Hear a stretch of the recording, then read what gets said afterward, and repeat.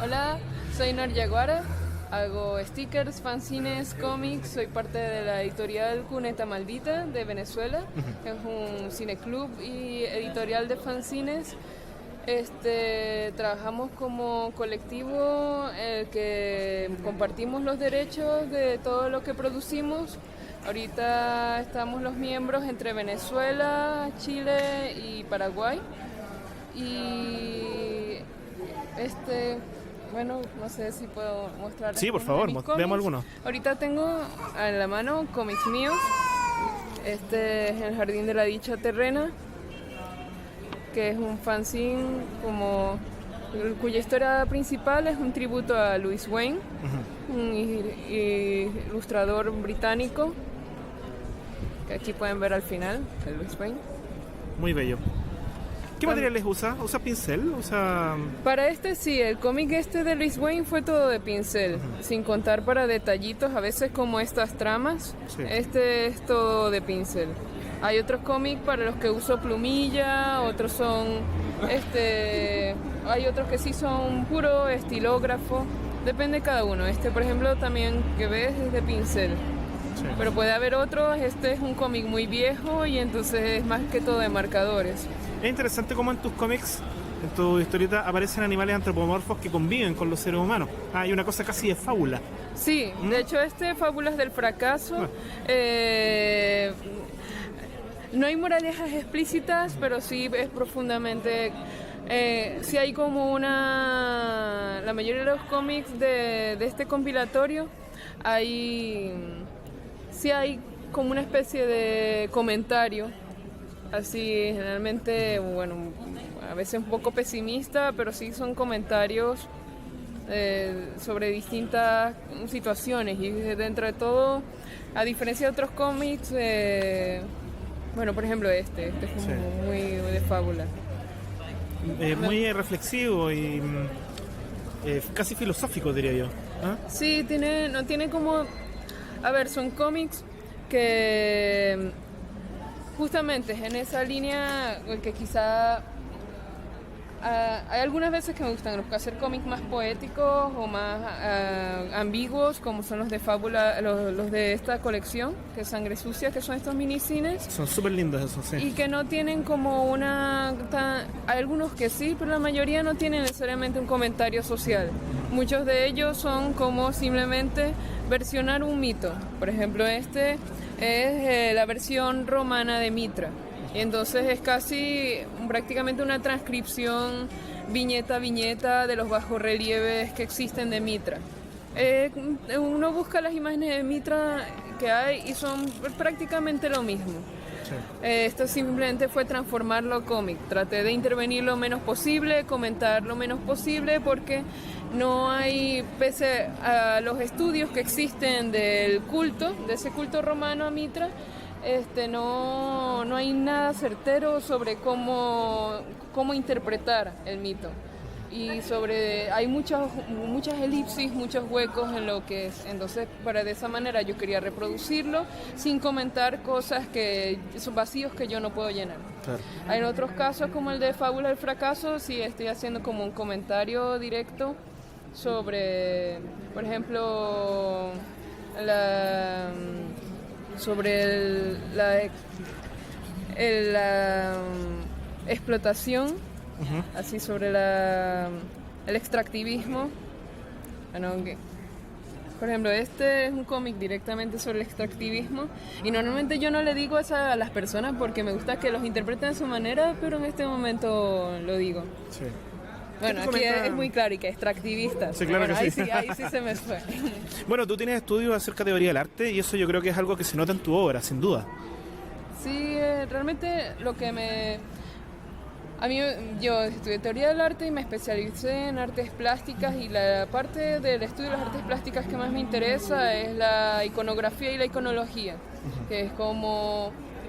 así como la línea de Gombrich, Panofsky, de la escuela de Warburg, como el estudio de los íconos y símbolos y cómo pasan durante generaciones del arte y cómo uno puede ver cómo ellos en un contexto mayor que pasa de las artes plásticas, que no solo es de las artes plásticas, sino que tiene que ver con la filosofía de una época, con su literatura, con su contexto social, todo eso va modificando cada uno de estos símbolos. Sí. Así ellos se perpetúan y a la vez cambian. Y para mí eso es esencial porque generalmente voy a... por eso, bueno, termino haciendo cómics de mitología y cosas que me llaman la atención. O, por ejemplo, acá hay uno que es sobre Santa Margarita de Antioquía. Son figuras que me parece que tienen un valor mítico interesante, que todavía puede ser aprovechado, es significativo, por ejemplo, en este caso en relación a la resurrección, así como algo que, digamos, viene de nuevo de la muerte y la vence, y entonces pruebo como, bueno, hacer esta nueva asociación de símbolos en el cómic. ¿Qué te lleva a hacer un fanzine? Creo que las ganas de querer compartir algo, ¿no? Porque de hecho yo empecé haciendo fanzines, pero también sin saber lo que era un fanzine. Y luego empecé a ir a ferias y dije, ya, pues me voy a lanzar a hacer uno, porque yo solía hacer de que hacía cosas o escritos o algo, pero no lo mostraba tanto. Hasta que conocí este formato y me pareció una forma de expresión muy creativa y también muy personal. Sí, sí. ¿Tú resides en Lima? Sí, Okay. en Lima. Nosotros por internet, bueno, y gracias a fanzines del pasado, en los años 80 y los años 90, conocemos una gran escena de fanzines que hay en Lima y en Perú en general, que está muy relacionada al punk o a las tribus urbanas. ¿Cómo sigue eso? ¿Cómo está la escena del fanzine en Perú? Oh, la escena, de hecho, en el Perú sigue creciendo. De hecho, las primeras ferias a las que yo fui eran en el centro de Lima, en partes que son como, se llaman Quilca, Cayoma, que son como que las zonas underground, Ajá. donde también se hacen conciertos, ¿no? Y muchas veces incluso esas ferias de fanzines eran acompañadas de ese tipo de conciertos o ventas de ropa usada, comida vegana. Y esos fueron los primeros fanzines que yo conocí, fanzines políticos, fanzines anarquistas, fanzines, me acuerdo, Poetas al Asfalto. Ajá, qué bonito. Que es un fanzine muy conocido también. En, no sé, los 80 creo que eran los Cloaca, que era un colectivo de poetas. Y eso, empezó a ser así, pero luego también empezaron a nacer otro tipo de ferias, que seguían siendo ferias de fanzines, pero el material que te encontrabas ya era diferente. No solamente teníamos ya la fotocopia o político, porque el fanzine nace de esa experiencia política, ¿no? Pero creo que ha ido mutando tras los años en Lima, pero igual no se pierde la esencia de tener estos fanzines punkis. Sí. Además con una mirada estética muy urbana, ¿ah? Alude a lo urbano. Sí, ¿no? sí. Ahora, tú andas con algunos de tus trabajos, entonces sería súper bonito que lo conversáramos. ¿Qué nos gustaría mostrarnos primero? El Villa 21. Bien, veamos. Sí, de hecho, ha sido mi primer fanzine, Ok. que yo lo saqué en el 2011, pero acá ya sale 2016, Ajá. porque es la segunda autoedición que hago, Ok. porque perdí el máster y se me acabaron todas las copias. Entonces le pedí a un amigo que me pasara y lo volví Qué a... suerte tuviste. Sí, y lo volví a reeditar. Tú eres de profesión psicóloga. Sí. Entonces hay una particularidad aquí, hay un interés por lo psiquiátrico, ¿ah? Sí, claro, de hecho acá le pongo textos antipsiquiátricos y nació de esto, de querer compartir, porque de hecho yo tenía escritos ya, Ajá. pero esas fotografías no son mías, Ajá. pero eso. Son muy interesantes. Sí, y al comienzo también los regalaba, Ajá. como que no me ubicaba tanto yo en ferias. Primero como que los regalaba a los amigos o gente que le podría interesar, porque tampoco quería como que dejarlos en un lugar y que como que la gente coge y ni siquiera le puede dar importancia y votar. Claro. Luego ya me empecé a insertar en las ferias y sí he notado que como que antipsiquiátrico y a la gente le llama la atención y algunas personas me preguntan, ¿que tú eres psiquiatra? No, eres psicóloga, sí. Le preguntan un poco del tema, ¿no? Sí. Hay algunas personas que lo conocen, otras que no, pero... También traes un fanzine muy interesante ahí estéticamente que es Charco. Sí, Sí, cuéntanos un poco al respecto de este fanzine. sí, este fanzine es el último que he sacado. De hecho, lo terminé en abril, ahora hace poco. Lo traje desarmado acá, a Chile, y acá lo armé. Aparte fue todo un proceso porque lo iba a presentar en una feria. Y por motivos de procrastinación, ¿Ya? no tenía como la edición final hecha.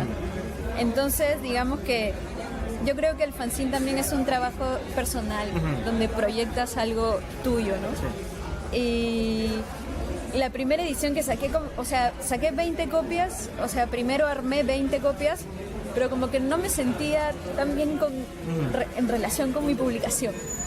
Entonces luego me traje este y lo armé completamente de otra forma. Incluso modifiqué la edición de los textos, Sí.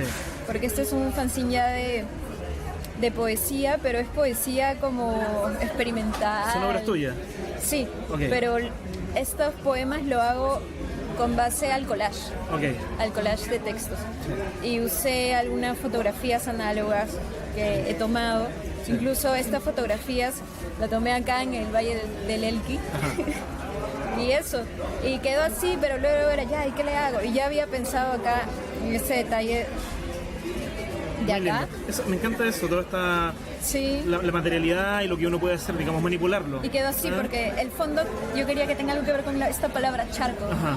Y creo que quedó y estoy muy Bien. satisfecha con eso. Además de fancinera, hay un tema en particular que te interesa que es el tema de los patines, o sea, Sí. es el que te mueve a hacer este fanzine. Sí, siempre el género me gustó, tenía fanzines de chica, pero lo que me llevó a hacerlos en particular es que cuando yo empecé a patinar en Buenos Aires en 2013, bueno, como que ahí empezó a surgir el roller skate y no había nada de información, como que a mí me costaba, por ejemplo, saber dónde conseguir patines, qué ruedas se necesitan para qué superficie, qué significa la dureza que tienen, no sé, todo el universo que tiene que ver con los patines. Y no había nada a quién preguntarle. Y bueno, cada cosa que yo fui conociendo la fui volcando ahí a un fanzine, sumando algo de música, algo de arte, que también como que siempre circula en esos ambientes, y bueno, ahí quedó condensado en un fanzine. Buenísimo. Bueno, de hecho el fanzine lo tienes acá. Echémosle una mirada. Sí, ahora hace 2 semanas salió el último número, que es este. Ujú. Llevo editando desde el año pasado. Siempre hay colaboración de amigos o conocidos que dibujan, y que trato de difundir también trabajos de ellos.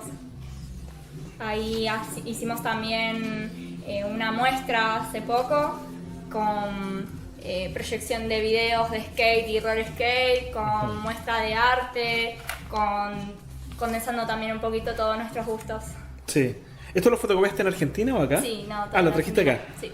Sí. Son los últimos números que me quedan. Aparte de lo que tú realizas, ¿hay más gente que haga este tipo de fanzines en Argentina? No, es el único Mira, ¿eh? por ahora en Argentina. Y ahora este mes salió uno acá en Chile, que es el primero.